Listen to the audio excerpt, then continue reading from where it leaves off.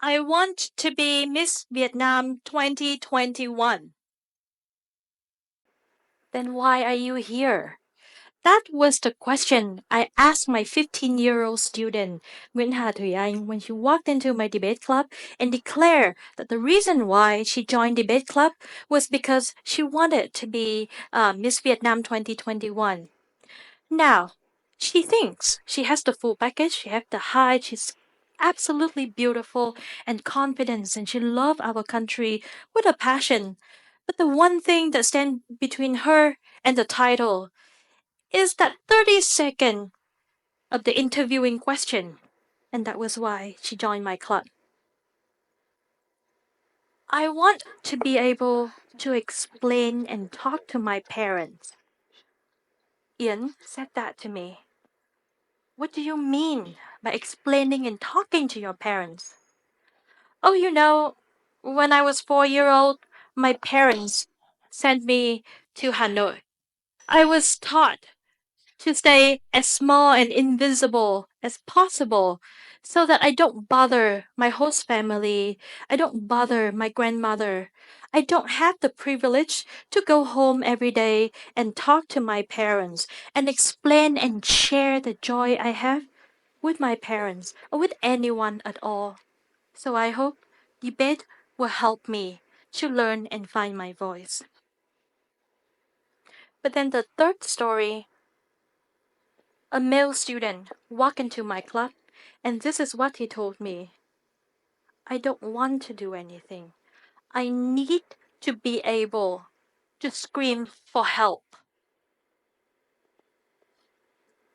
I didn't know what to say because a 16-year-old Zui with a heart problem, whenever he get nervous, he couldn't speak. His heart would beat so fast, he couldn't speak. And so the bully would just surround him, tossing his bag around, screaming at him, kicking him, and he couldn't call for help. Now, when you think of debate, when you think about the kids that join debate, you are thinking of the very competitive one, the one who want to go to the global stage, who want to argue, who want to combat, who want to, let's say, bring the other team down. Those are not the one who walked into my debate club.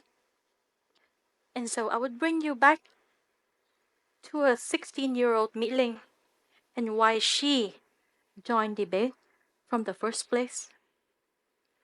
When I was 16-year-old, I was in an international school in Singapore. I was accused of doing something I didn't do. Had I had debate before, had I known debate at that point in time, I would be able to defend myself. Because an international student, right? You are a scholar. Probably you are poor. That's why you couldn't pay the full fee. And probably if you are just gonna come up and say, I didn't do it, people don't take you seriously. It's baseless claim. And so I was accused and then convicted of something I didn't do. And had I had the basic structure of debate, P, point, E, explanation, break it down, cause, effect, significance. And then I have an example. And then I link it back to tell my principal that, hey, your job here is to educate me, not to punish me, to listen to me rather than to scream at me. Had I had that skill, I wouldn't be ostracized and bullied for the rest of the year. So that was why I joined debate. The reason why I continue to teach debate was because of kids like Thuy Anh, like Ian, like Duy. Because only in debate, sometimes kids like that get 8 minutes on stage. That 8 minutes on stage, they are, and I tell them, the king of the stage. They have all the power in their hand because you know why? No one get to interrupt them. Isn't that empowering? Having that 8 minutes, and if someone try to interrupt you, you can tell them, no, ma'am. Or you can just wave them down. Just no, I'm trying to finish my speech. Let me speak and please listen to me. Debate is more than that. When I teach debate, I'm teaching my student to empathize. I teach my student to look at different stakeholder. If this policy is going to be carried out, who are the people we are protecting? Who are you fighting for? Are we talking about the community? Are we talking about the individual? Are we talking about the minority? Consider all that. I taught them empathy. I taught them to respect. I taught them to respect the decision of the judge, even if they lose. I taught them to wait for their turn to speak and to accept that it is okay if the other person do not want to entertain their question. And then the most powerful thing is I teach them teamwork. In debate, you have a team of either two, three, or sometimes five. And these five people, despite the fact that they are very different, they have to sit together, prepare together. They are going to win together. And if they lose together. So debate for me is empowering and wonderful. But at some point in time, debate took a toll in my life. My mother, who is sitting in the audience today, I vividly remember she told me the thing that she regret the most in her life was to allow me to learn debate. And why? Because guess what? I'm not arguing with you. Me to my husband, I'm explaining to you why I'm absolutely right. Have you ever lived in the same house with someone who referred to you as your side of the house, sir, and to yourself as my side of the house, and as if there is a red tape that I can just stick it on the floor and then divide. This is, dishwashing is your side of the house, and then other chores is my side of the house. It is tiring to live with someone like that. It was tiring to live with someone like me. And then in debate, you are taught to disregard the other side argument.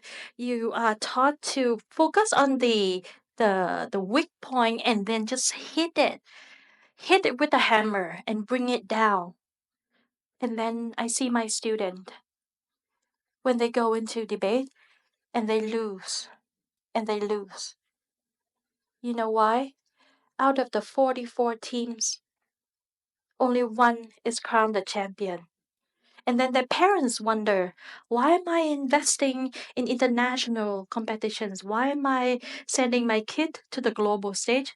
Just so they will fail, just so they will go home without any shining medal. But then I told myself that I must continue, that we as a community must continue. Let me share with you the story of what actually happened in Harvard 2018. The Vietnam team got an invitation from Harvard College. Wow, Harvard, we are going there to debate.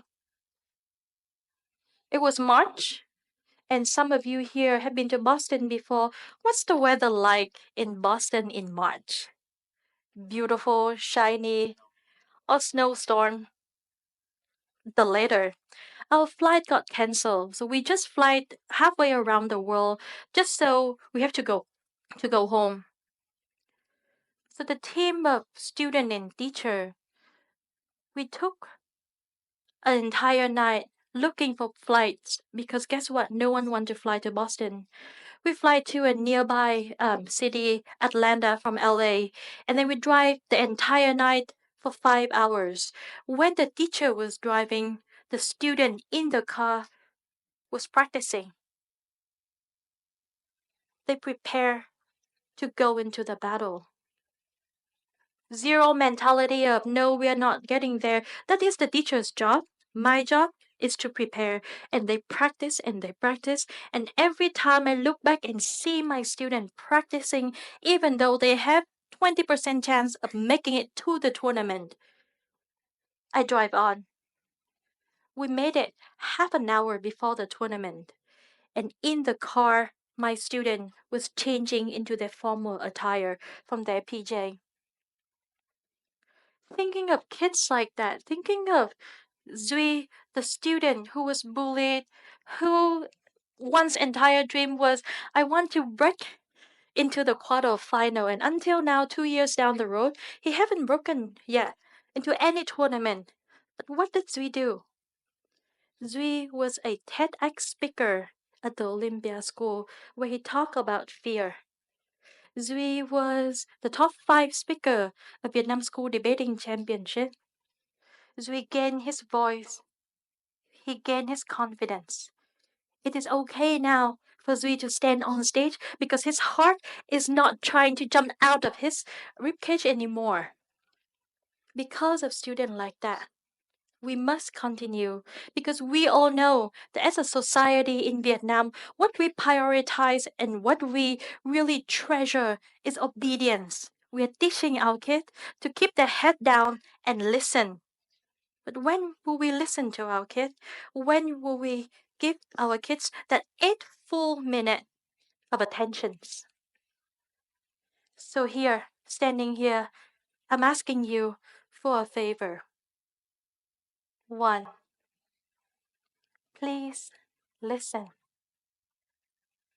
Please allow that child, that employee, if you are in a position of power, please look up from your screen and listen, just like what you are doing now for me on this stage. And as you listen, please facilitate that safe space for debate, for a debate to happen, for a healthy conversation, a back and forth of creating solution rather than the win-lose mentality. Please allow that to happen.